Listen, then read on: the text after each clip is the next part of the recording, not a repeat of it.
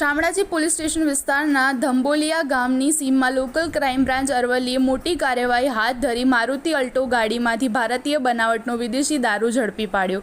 પોલીસે દારૂ, ગાડી અને મોબાઈલ મળી કુલ 3.59 લાખનો મુદ્દામાલ કબજે કરી ઈસમને ઝડપી પાડ્યો।